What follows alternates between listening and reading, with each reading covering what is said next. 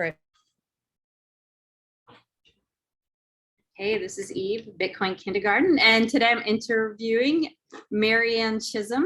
She's located in Tucson, Arizona, and she has an amazing story, and she's an amazing artist. So I think we'll just get started. And I was on Twitter Spaces today at the introvert space, and I heard her talk that she was in prison for 17 years. So I 14. would love to hear this. 14. Okay. This story, and you can go long or you can go short. I just go with the flow.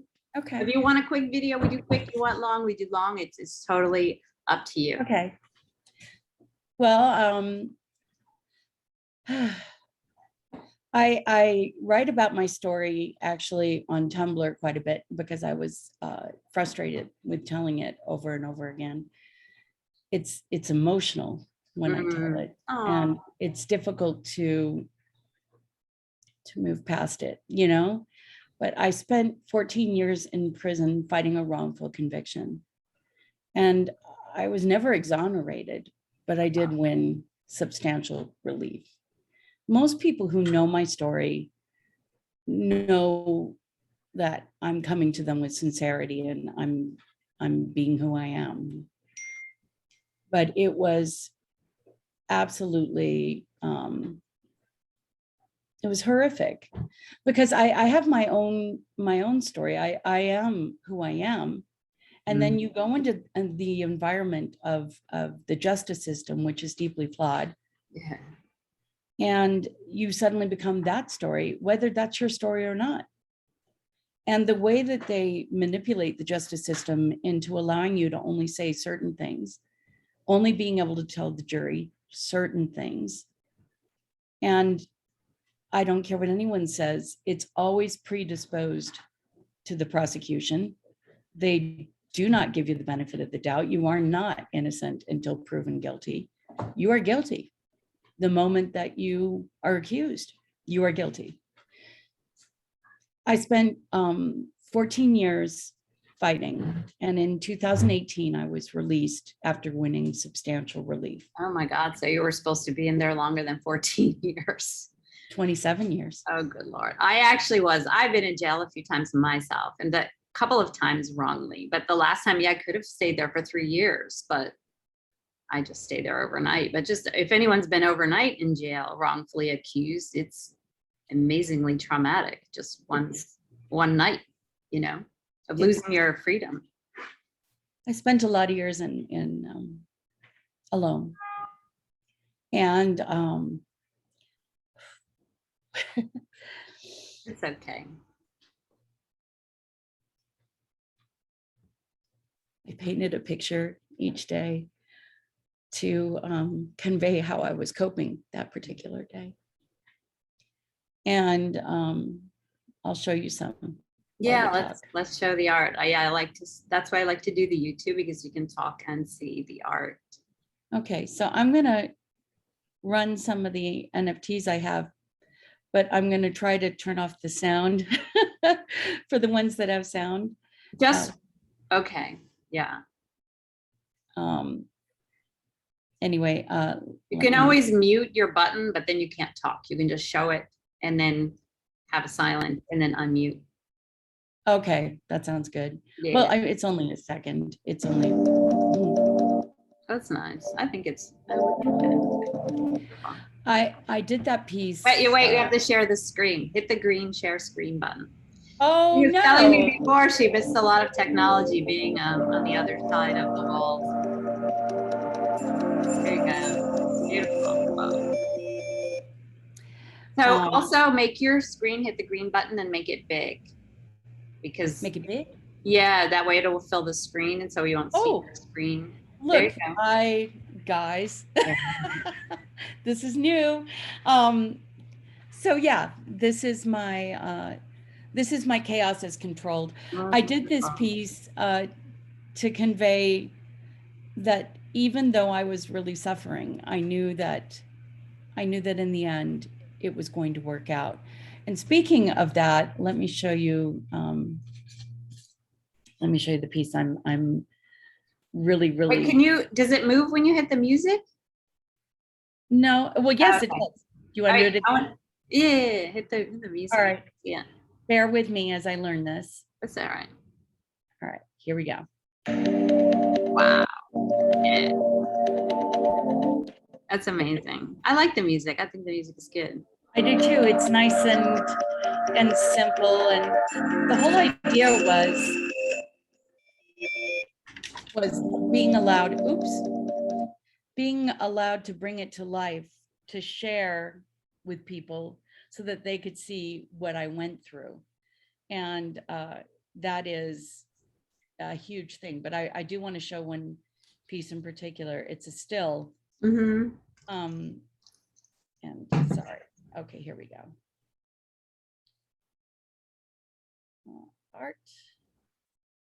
When I was there, I painted so many pieces. Let me bring this up and I will show you. And everybody smash the likes and add a comment and share this with your friends. That helps our algorithm. It does. Especially all of your friends who've been wrongly accused or had I don't know, I've had some rough times. It's extremely, it was really traumatic. And, you know, the hardest part, and I still can't bring myself quite to talk about this without crying, is It's crying. my mom and dad fought so hard for me, and they were so amazing in their battle and their decision to get this corrected. And if you want to read the semantics and the details, I'm on Twitter as MARYANNE Chisholm 2. Okay, yeah, and we'll have all of her links below. Oh, okay. Never mind then. But yeah, it's good to say it out loud. Some people don't click links, so now. And yeah, well, you can read my story in my Linktree link, which gives you links to everything I do and everything that's going on. And there's a Tumblr blog that tells the details, because in and of itself, yeah, it's like it's a 2-hour story. Yeah, well, just what were you accused of? I was accused of a whole, like everything they could throw at me. Oh, you had a list. There was like 96 charges, including, and they were all not white collar. And we were accused of stealing our own house. Oh. We were accused of stealing our own paintings.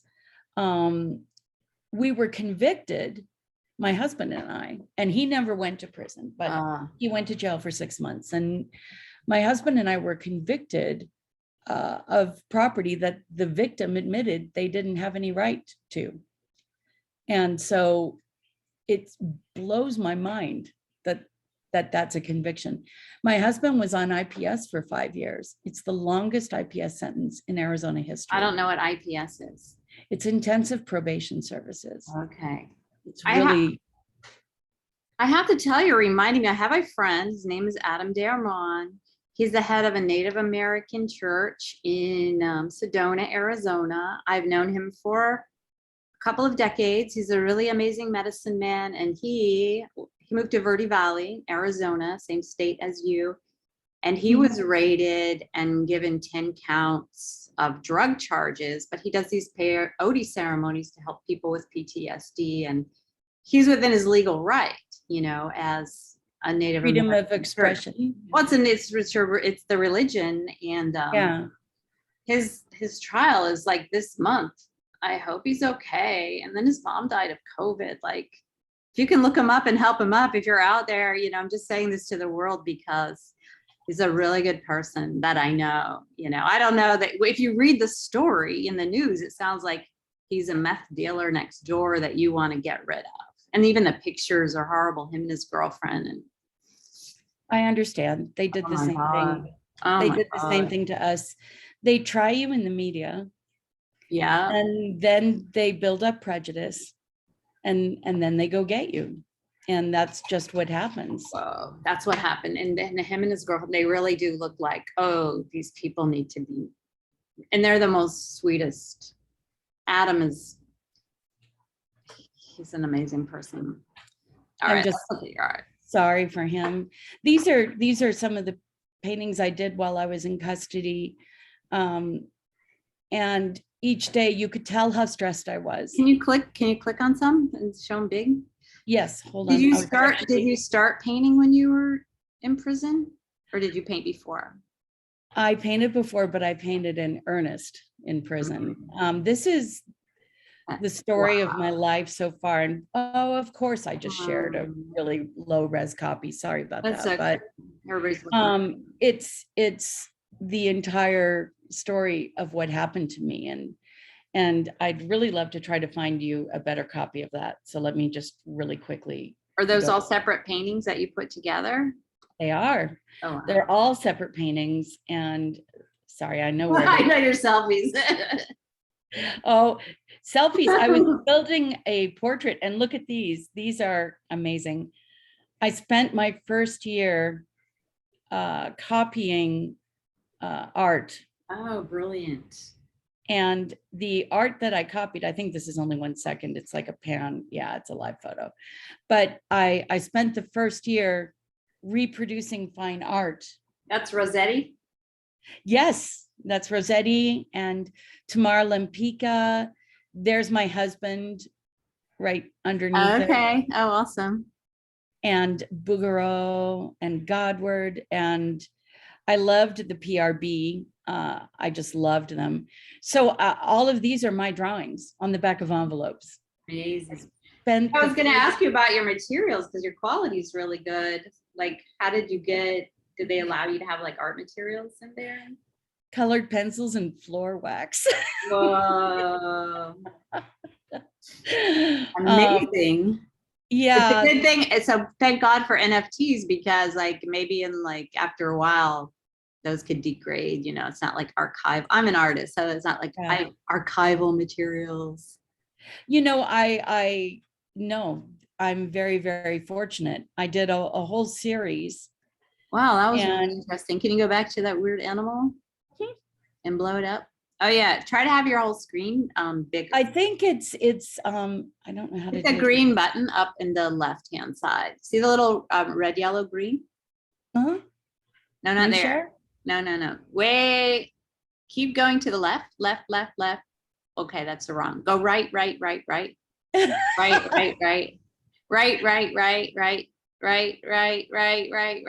Oh, no. No. It's just not going to happen. No. I'm showing you this thing. You're going to see it. No, I'm just trying to get you to blow up the screen. Okay, go all the way back to the right. You were almost there. Yay. Now click on the top. See on the top left, the red, yellow, green buttons. No. Yeah, keep going. Right. Keep going. You're doing good. No. Just move your cursor. So I have to pull this out of the way. No, you don't. No. Just listen and just listen. Just move your cursor to the right. Over here. Right. Yeah. Keep going right. Right.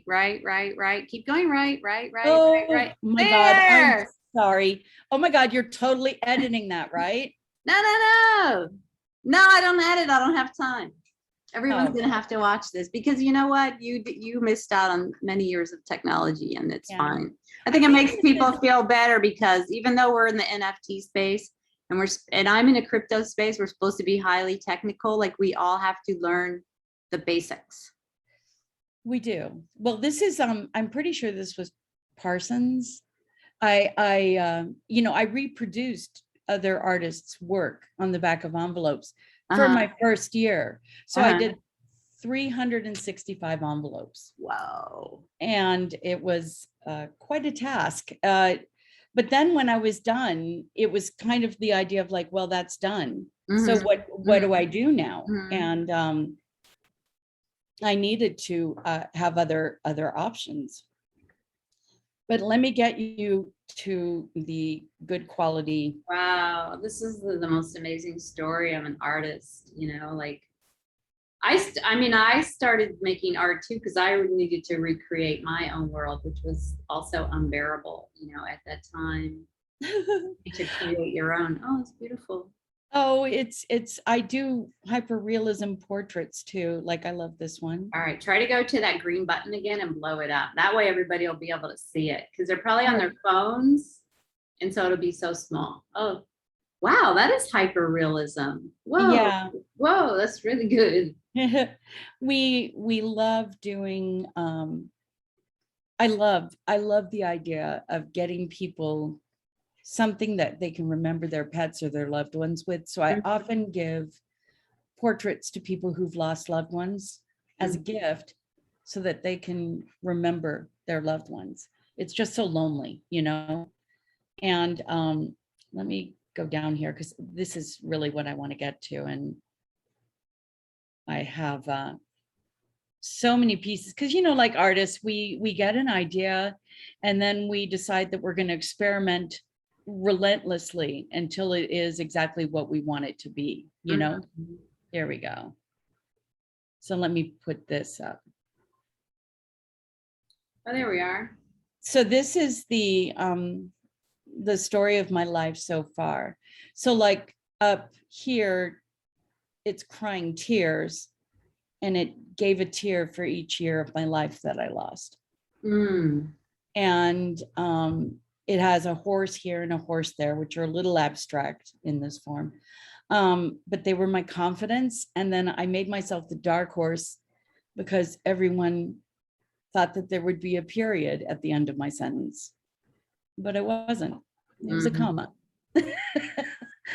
And the yin and the yang being such critical pieces, and building a new version of myself, and then being frozen, like your sexuality is frozen because you're no longer you're no longer a woman. You aren't. Wow. You're a property of the state. Did you always see women all of those years as just women's prison with women's guards? Yeah. Whoa. But I knew a lot of men, and I knew a great many male guards who slept with women. Yeah, So sure. they would be in and out like a revolving door. You see things that are horrifying. You see things that you can't even conceive. I saw so much death, and it's going to take me years to deprogram from that, you know. But I constantly tried to do these pieces that told a story. This is not a very good copy, but this was filled with text of my testimony because I wasn't allowed to testify. Oh my God. Here's a better one. There it is. So amazing. Since I wasn't allowed to testify, I wrote it out to allow people, if they wanted to pursue the idea of reading what I had done. Wow. Each piece had a very, you know, sort of major theme. I like the idea of, this is poured. I'll show you a better version of that. That's pencils and wax. Oh, it's poured. Oh, that's acrylic. No, it's not poured. So later on, you got some acrylics. Oops. Okay, there we go. This is on canvas, as you can see, and it's called poured. And it's the idea of taking something all in. Look, I'm flying on by here. Oh no, don't show any embarrassing pieces, Maryanne. Wait a minute. Oh no, what? No. That is so cute.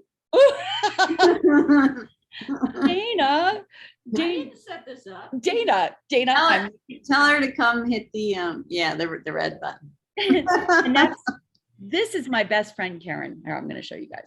Wait. Oh, she's in London, and if I have to be on a huge screen, so does she. Okay, so all right, that's my best friend. Anyway, all right, hang on. I'm going to the board. Right, let's. You can take your screen share off anytime you like. Ooh. Go to the bottom or no, at the top there should be like a red stop screen sharing. Okay, I got it. I did it. And then we will be both of our faces again. Okay, I'm sorry about that. No, it's totally fine. Still learning. Let me show you poured. I'm going to share. Then you get on. Yeah, it takes a while to do all this stuff. Like then you, yeah. Exactly. I'm learning. Now hit the green button. Good. All right, ready? Yeah. Wow. Hey, Get that bar off there. It's annoying. Sorry. There we go. Oh, Sometimes you just have to let go with it, however it shows up. Does that have a sound? Oh my God, that's amazing. yeah, there's no God. sound. It's just Oh, it's just visual. And then I really, really love this one. It's already sold. is the port sold? A lot of these ports sold. Wow. Yeah, I have Wow, two items that's available. an incredible piece. I love this piece. I love the emotion in it. I love the angst and the moving of the brows. I mean, that was a difficult piece to animate, but I wanted it to be something that really resonated with the idea of struggle. How do you, And okay. sorry? No, I was going to ask, how do you animate? What platform do you use to animate your pieces? I have to mix it up a little bit. I have to do part in one program and part in another. And Which ones? I don't really want to get into that because I'm afraid that too many people would then run with it. And but it's a great platform. I mean, there's lots of techniques. I use After Effects for sure. And I definitely like working in plotographs too. But the animation with the face, it takes a lot of patience. And I like it to be organic. I like the idea of it looking, very authentic. One of my favorite pieces was collected by a friend of mine named Block Muse, and he loved this piece in particular. And they all actually, they loop, but for some reason, because I'm on the air with you, it's not looping. Wow. Right now. But Can I have your testimony on it as well? Or those different words? That was a letter I wrote to my husband. I called it the letter. And it was something I sent to him to let him know just how much I missed him and how much I loved him.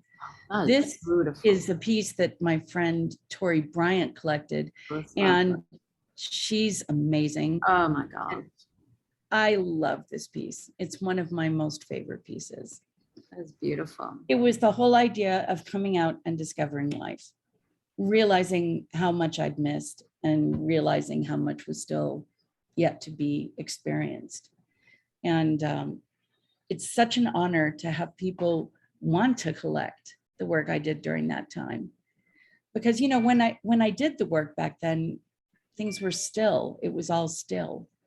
And now I can present it with motion and movement, which is what I feel like now that I'm away from there. I was going to tell you that when I went to prison, my parents advocated so hard and fought so hard. And about 1 month before I was originally supposed to be released, my dad died. And then when I came home, my mom didn't remember me. And then she died. Wow. She died shortly after that. Oh my God. And I just felt like so much was robbed because they just wanted, it was so important to get me. It didn't even matter. It didn't even matter what I was got for, as long as I was got. And it's just heart-wrenching because, I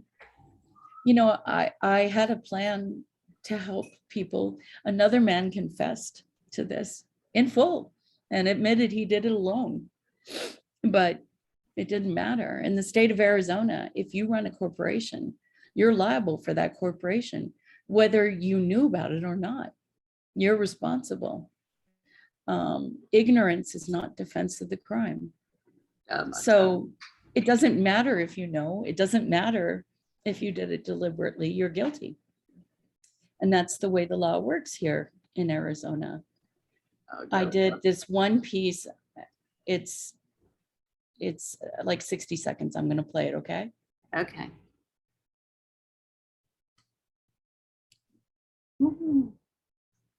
This is a painting I did of my husband in Harlequin makeup. Wow, that is beautiful. Love these eyes.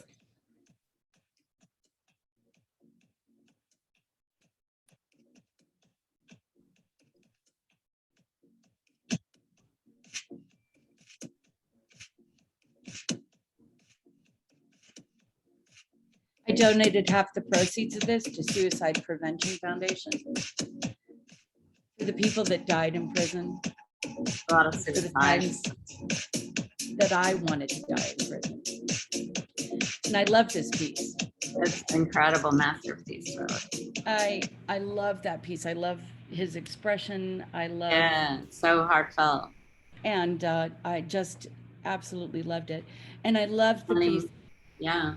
that the idea that it was a still, and then it became performance art, you know? And that's one of my favorite pieces that's gone. I'd love to show you my new piece and talk about that. Is that okay? Yeah. Okay. So here, Maybe take that screen share off while you're looking for it. that's a great idea. And then you look for it. And then you make it big and then screen share again. You know, this is why you are the professional. All right, here we go. All right, let me pause Now, it. let me tell you why you're looking for it. Like, actually, when I heard you today, so I was assaulted 2 times in the past year and a half. In February of 2020, I was assaulted by a 300-pound black belt. And given I had a very bad head injury, I couldn't even read for 4 months. And I still have a back injury. Before that, I was a kickboxer, an athlete, and now Yeah. you know, I have pains. And I mean, I'm compared to most people, I'm still like amazingly fit. But for me, and I sometimes when my back hurts, which is, you know, every day, I remember these people and how they all got off scot-free. Nobody even called to see how I was doing, the place where it happened. These were people that I vaguely knew. And, you know, I don't know if the guy was on drugs or what, you know, and then everybody keeps asking me, well, were you doing this? Were you doing that? And it's like, no, it was a setup.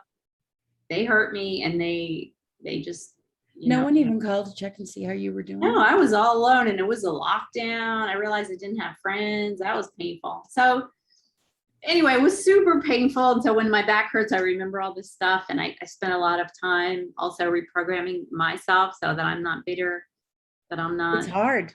depressed, you know, and I've had other hardships too, but that one just is, you know, I'm always reminded. So I just want to say, when I heard your story, I was like, well, 14 years in prison. Okay, that's way worse than my back, you know?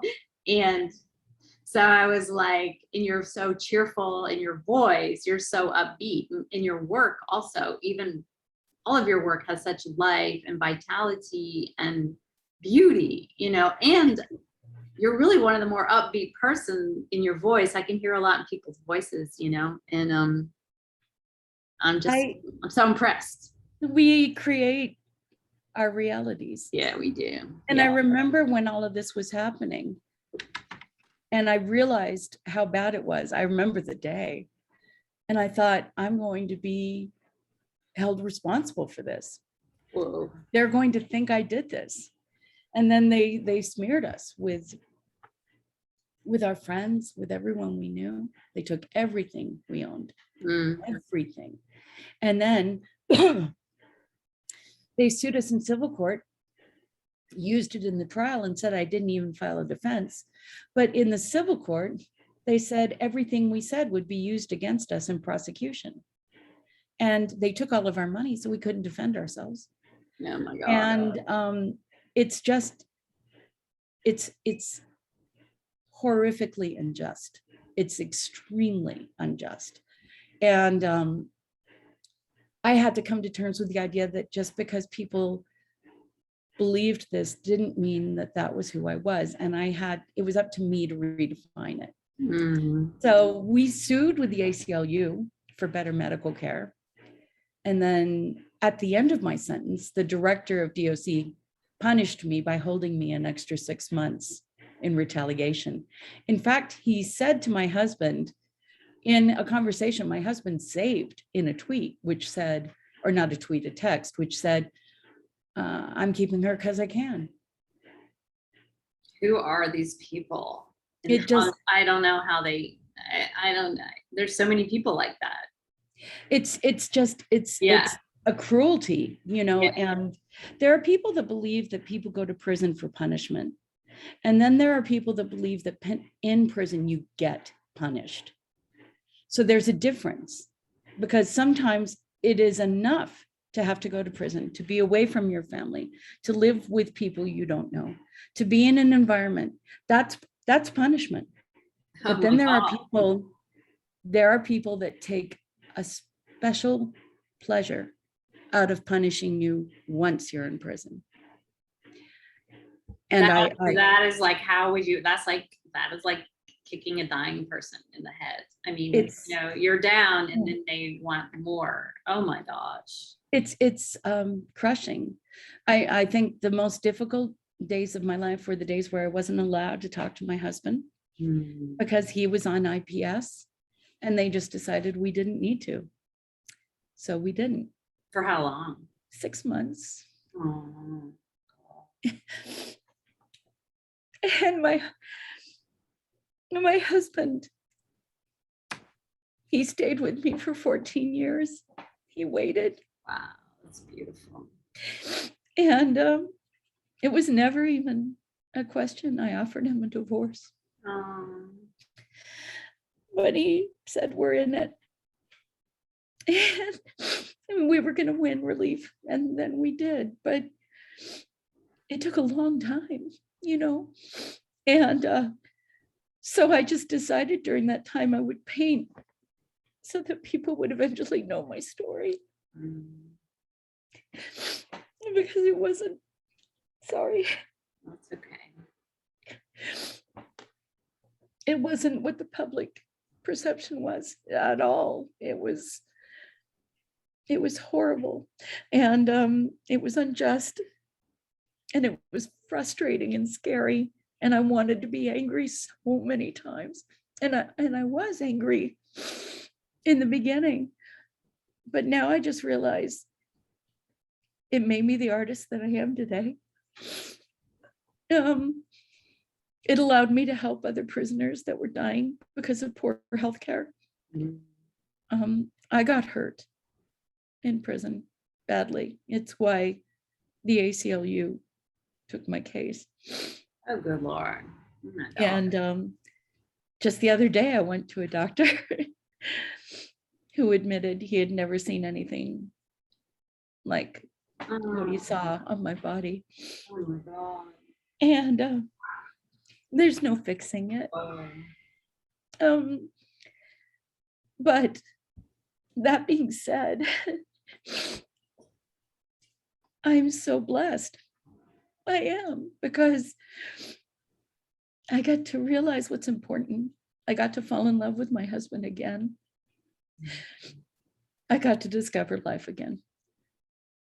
And do you know all those paintings I did over the years that I have copies of? Because there are hundreds I don't have copies of, hundreds. So, hey, if you got art from me in prison, please email me. Please. Exactly. Please email me or visit my YouTube channel and leave me a message, because I would love to make a copy of your painting, just a photo of it. But it makes those days matter. So I had a collector tell me, one collector told me that she wanted me to release my paintings exactly as they were in prison, because they could stand on their own. Well, I do give every buyer that contacts me a still static version of every painting that I did, that they buy. But I felt like I had to animate them because they came to life in the real world, just like I did. I love your animation. It's beautiful. It's amazing. Let's see a couple of more. Okay. And then also, just so you have a YouTube channel, what platforms are you selling on? I sell on Foundation primarily. And my number one platform is Twitter. I'm absolutely a Twitter girl. I have almost 48,000 followers.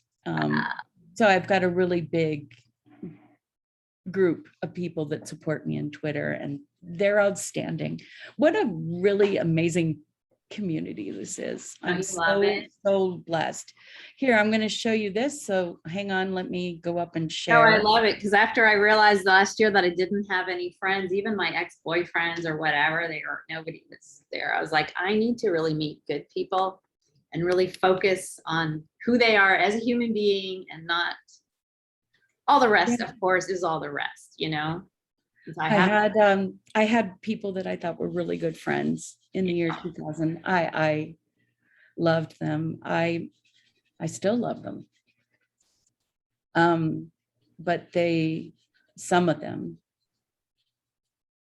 one of them sold my life for his studio. Oh, whoa. He's a DJ, a famous DJ, actually. Yeah. Marcus Schultz. Yeah, say the name. Mine's Beta Academy, Mark Nasser. All I got was a letter from a lawyer saying I didn't need to ever mention it. Yeah. Right? I'm going to get sued. Marcus Schultz testified against me, and one thing that people know about me is that I love to give. It's what I love to give, because I want other people to be as, hold on. I've never told anyone this. Wow. Not in public, I mean. I give people things to make them happy so that they can live the life that I'm living and enjoy life. And I gave him and his wife and another friend of mine everything I could. Millions of dollars, 3 million. Wow. And built him a new studio. And I'm not even exaggerating, 10,000 pictures of him with us enjoying life. And when he testified, he said I was a groupie and that I made him give all the money back to me. And that his studio was already outdated and it was only like 3 years. And that he had thrown everything away, knowing I'd go to prison probably for the rest of my life. Wow. And I couldn't believe that he sold me for stuff. And because there's nothing that's less true about me, if I have $100 and you are starving, I'm going to give you half of my money to make sure you can eat. It is who I am. It's like the covenant I live my life by. And because I spent like that, because I spent like a crazy woman, I looked really guilty to the jury. So when he said that, they believed it. And it didn't even matter that it didn't match accounting. It didn't matter what my attorney said in response. It just didn't matter. And so I've been practicing, learning, adapting on how to forgive him. Yeah. And I don't know how I'm ever going to fully reach that, but I'm really trying. I'm trying. Let me share this piece that I just did with Fifi because it's relevant. Can you see that? Yeah, I see it perfectly. I am two halves, one and hopeful, the comforting optimist, cool and guarded to protect from betrayal. It keeps going, but the thing that's important about this is she's singing my poem. She took the poem I wrote that day in prison. And who is the singer? Is it the It's the absolutely phenomenally talented pop star from London, Fifi Wrong, who's already got an amazing fan base of her own and is a verified accountant, is just an incredible person. But she takes my poem, no matter how verbose it is, and she does it as performance art. But the reason that this was such an important piece is because it detailed my decision to transform from bitterness into expression. Wow. To express, not repress, which is what I want to do, because I wanted to leave there not bitter. I didn't want to leave there angry. I see how people die like that. I didn't want to do that. I wanted to honor the journey for my soul. You're doing an amazing job and so inspiring. I mean, I'm so glad you're out there, because that's my thing too. I mean, I spend a lot of my life just rooting out bitterness and trying to, because, you know, it's like they're stealing your life. You know, when you're thinking about them and feeling bad, it's like they still have you. They do. And it's so important not to allow them to take that part of yourself. I just did a piece a couple of days ago called Starry-Eyed Surprise. It's a nod to Paul Oakenfold. I don't know if you know who that is. He's a famous DJ from London. And I had such really just wonderful memories to that time that were tainted by what Marcus Schultz did. So I made this, and let's see if I can get you to share it again. Aha, I might be coming better at this. All right, let's see. Oh, amazing.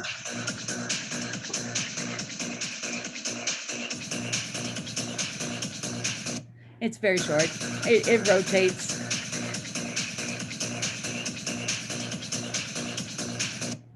So I wrote a poem about how I remembered those days where we would dance to those DJs, which was also a nod to Marcus and also to a friend from that time, Andy Hughes, who they bought the State Story, so they don't even talk to me anymore.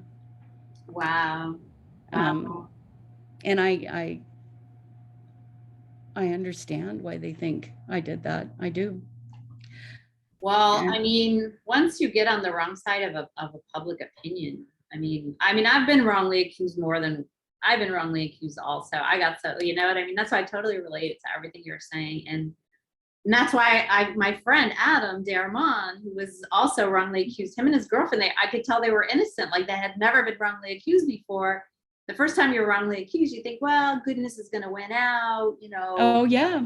And then, you know, you realize, no, that is not how it works. And you got to fight for every pinch of your rights that you can, you know. You do.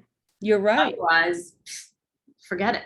I mean, no, you're absolutely right. And there's damage, there's physical damage, there's emotional damage. But every time I start feeling bitter or angry, I try to instead focus on love. You're doing an amazing job. Like you're very glowing. You're so kind. You radiate goodness and kindness, and your art is mind blowing. So, oh, you guys, thank you. So it's true, you know, you really have made, you know, your lemonade out of these lemons. Like you really have taken. I appreciate you. I'd like to thank you for having me on today. Thank you. No, I really thank you too. I think I'll end the recording. Unless, do you have one more thing you want to show or anything you want to say or just that I would love it if you would check out my foundation profile. And I still do hyperrealism portraits. And you can see that in my profile on Twitter. Yes, and Christmas is just around the corner. It sure is. It is. Maybe I'll get my parents. You know, my parents also are getting very old. You know, it's gratifying. It's really gratifying. Anyway, thank you. Thank you. All right, thank you so much. Don't hang up. I'm just gonna hit the stop record.